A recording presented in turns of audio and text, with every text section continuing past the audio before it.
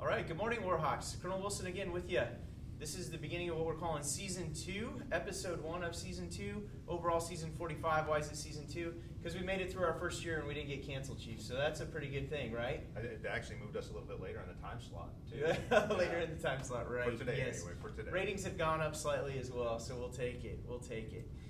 Hey, so what we're here to talk about today, and we're very, very excited about, and I know the vast majority of those that are live streaming this right now are interested in hearing about, is in-person graduation, returning to Air Force basic military training next week on the 22nd, Thursday, 22nd of July.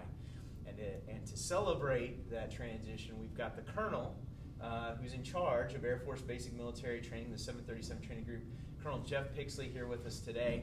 And we have the instructors, one of the instructor supervisors of the 326 Training Squadron, who is graduating next week, MSgt Johnson, here with us to celebrate. I'm excited. Chief, you're excited. We had a great ceremony, a final ceremony without our family members here. Any thoughts kind of going into next week? Well, boss, I'm excited. One, I remember 26 years ago walking the bomb run and seeing all the families up in the stands and the excitement. And then seeing those new airmen getting to reconnect with their families, it's a great event. And this is a milestone. The military training instructors do an amazing job transforming citizens into airmen and guardians. And the end result, that first contact meeting back with the families, they're trying to get to know this new professional human being that they're encountering, and it's just an emotional event. And I'm excited. I want to see it. I want to keep doing this and keep growing it. Chief, and truth be told, this will be even though I've been the commander here for the last year, this will be my first in-person BMT graduation. I'm one of the 7% of the Air Force that did not graduate from Air Force basic military training, and I've not had the pleasure of doing this like the other three gentlemen here to my left all have. So I'm very much looking forward to it. But at the same point, I think the recognition that we made is, while this is a first, we also had to have a last to make this first, right. And that was our last in-house graduation during a COVID. Obviously, a big transition coming up for us. We're excited for the change, but we also think we've made things better as we've gone along now. But we can't talk about the future and moving forward without talking a little bit about the past, and that's my point here, is while we look at the next event, we have to look at the last one. So we've got Colonel Pixley, and Colonel Pixley, Jeff, the reason that we've done what we've done, it's been a long 16 months, it's been restrictive.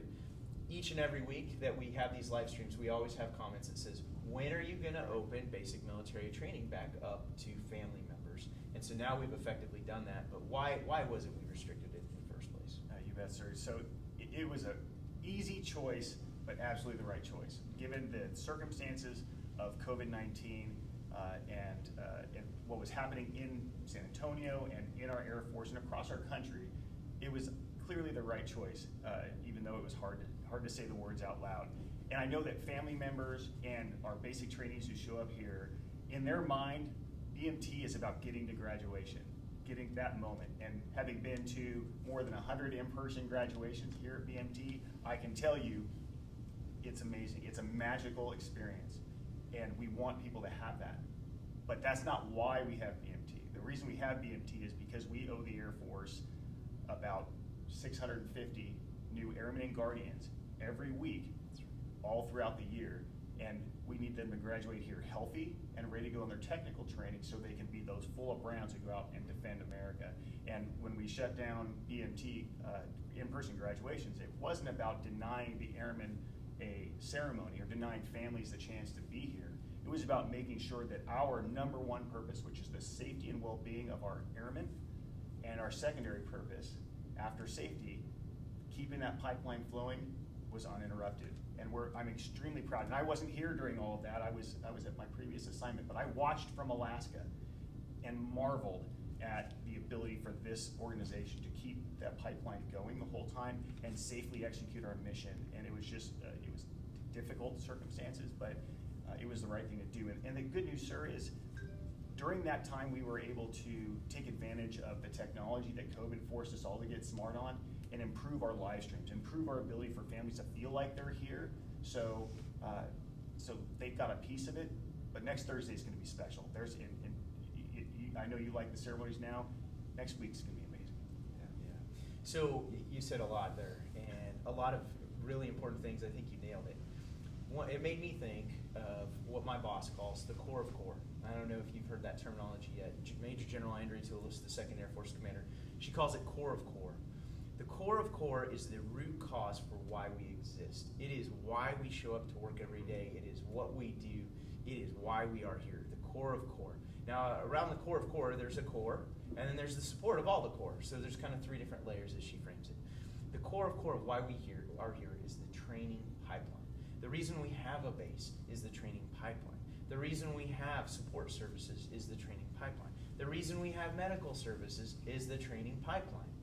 So the more we took risk, or we compromised the security of that training pipeline, the more we risk the core of core, and the more we potentially jeopardize the core of core.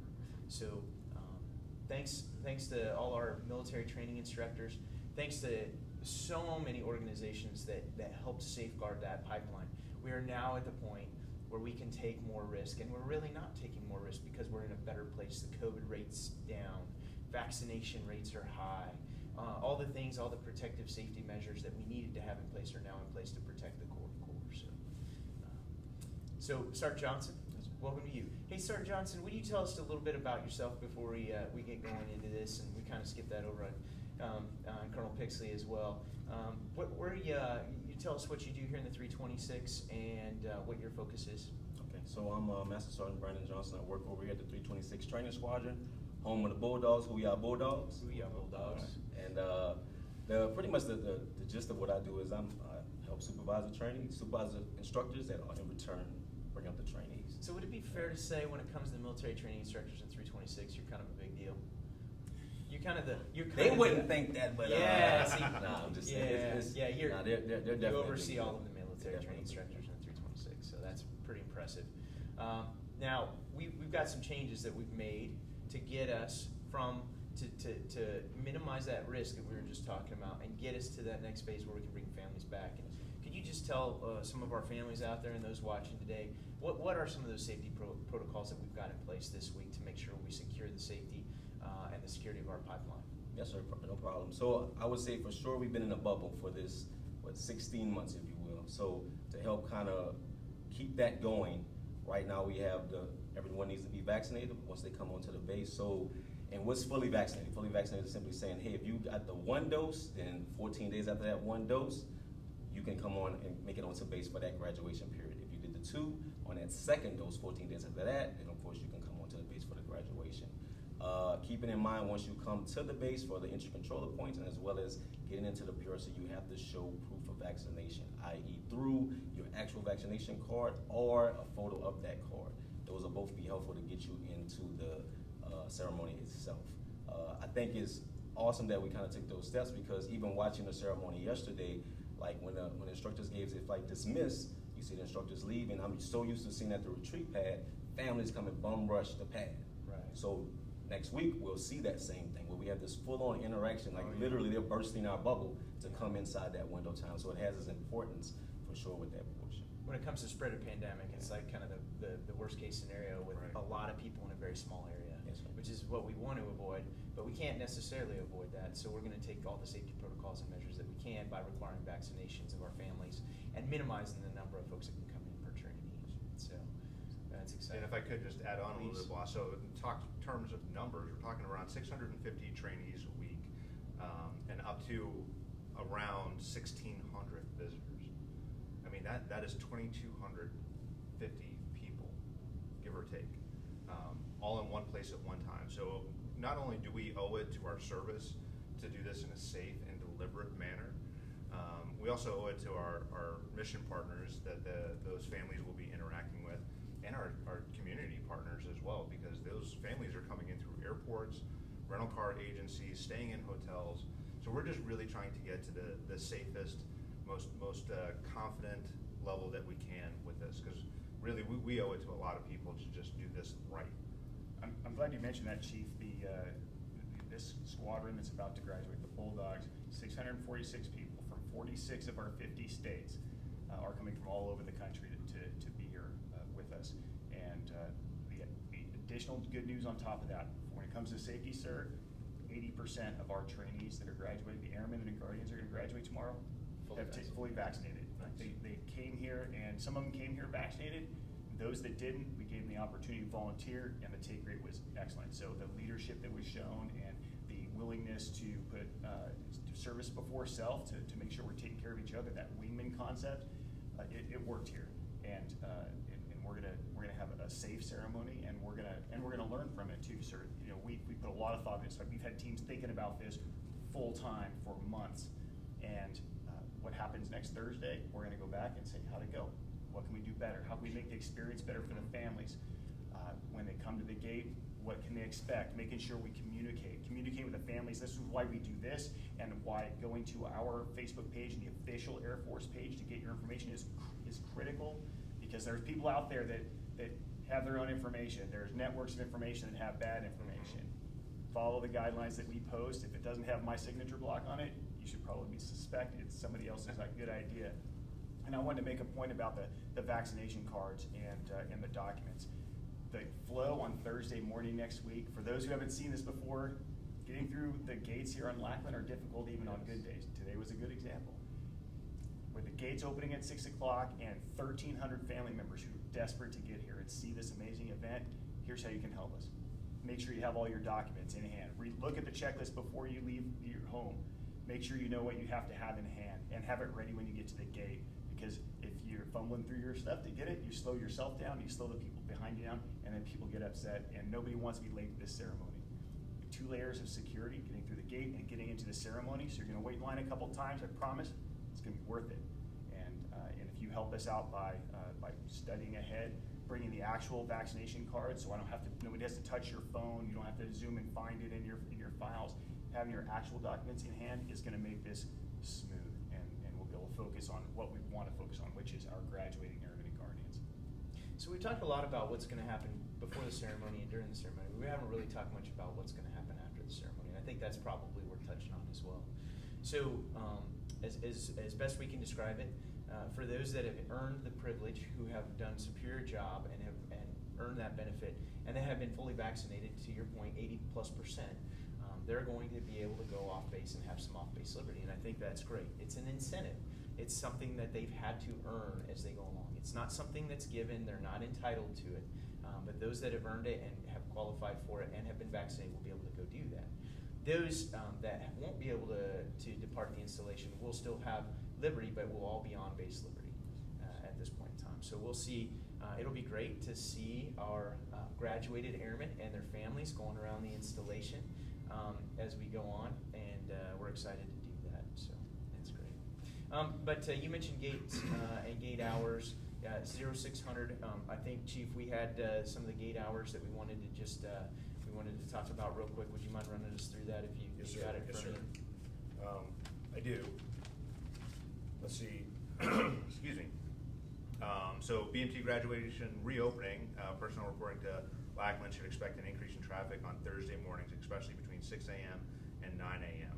Now, the Luke West gate, which is the one that is the preferred to go in there, our JBSA teammates are actually opening that up from 6 a.m. to 6 p.m. daily. And we're actually going to help them out with a little bit of augmentation. And then the Selfridge gate on the east side is going to be open up from 6 a.m. to 9 a.m. in and outbound, and 3 to 6 p.m. outbound only, beginning on next Thursday. So we'll actually have more gates open for longer. And, huge shout out to our JVSA teammates for making this happen for us, especially those at the 802nd Security Forces, the Legion. They're going to be out there in force, getting after it. So big shout out to Chief Rudin, the SFM over there, and his team for helping us make this happen. Awesome. Also the 59th Medical Wing. Yes, sir. And their public health officials. It has been a team effort. It's been a three-pronged approach, a three-team approach between the 37th Training Wing, the 502nd Air Base Wing, and the 59th Medical Wing. Big thanks to General Ryder, General Miller, for their advocacy and their help in getting us to this point today. And so now we'll talk about the ceremony again real quick. Go back. We got some pretty cool speakers coming in next week. We've got the AATC, Air Education Training Command Deputy Commander, Major General Spangenthal. And we also have the AATC Command Chief coming in to be our keynote speakers, Chief Thompson. And we're excited to have both of them and host, and we have no doubt they'll put on a great show for us. excited. All right, so I think that pretty much culminates everything we want to talk to. The focus right now on a 37 training, we can get back to that real quick, is back to better. We're not back to basics, and we're not back to normal, because there is no normal, because we've transformed continuously to include Air Force basic military training from the outset of the COVID pandemic, and here we are today. So what you'll see this week in terms of the process to get on base, the process in the ceremony, the process for Liberty, it's all different. It's different from what we've been doing, and it's different from what we were doing even pre-16 months ago, and we're calling it back to better because we think it is better, and we think you'll see that it's better as time goes on. So continue to focus on improvement. But anyway, so thanks to everybody that's been out there and looked in on us today and watched the live stream. Very happy to see you all coming in next week as you get here on Thursday. Can't wait to have you.